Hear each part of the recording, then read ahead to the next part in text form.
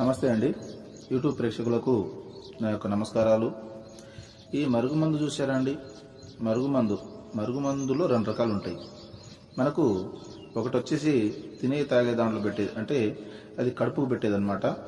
అది మనం అన్నంలో, కూరలో, చికెన్లో, మటన్లో, జ్యూస్లో, స్వీట్లో, కూల్ డ్రింక్లో అది పెట్టచ్చు. అంటే తినే తాగే దాంట్లో పెట్టాలి.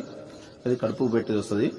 ఇక రెండోది మనకు బట్టలకు, చెప్పులకు, తలకు, వంటికి ఏదో ఒక భాగాన పూసే మరుగుమందు వస్తుంది అనమాట. అది లిక్విడ్ వస్తుంది. అది పవర్ఫుల్ లిక్విడ్ అనమాట. అది కొద్దిగా అంటించినా ఇక మనం చెప్పినట్టే వింటారు, మన చెప్పు చేతలో ఉంటారు. అంటే వాళ్ళకు మనం చెప్పింది ఏదమవుతుంది అనమాట. దీంతో పాటు వశీకరణ పూజ కూడా చేస్తానండి. చాలా సంవత్సరాల నుంచి చెడిపోయిన భార్యాభర్తలు కానీ, ప్రేమికులు కానీ, పిల్లలు కానీ, ఎవరైనా కానీ చాలా సంవత్సరాల నుంచి చెడిపోయిన వాళ్ళని పీర్ల ద్వారా, వాళ్ళ ఫోటోల ద్వారా నేను వశీకరణ పూజ చేస్తాను. వశీకరణ పూజ చేసి వాళ్ళని దగ్గర చేస్తాను.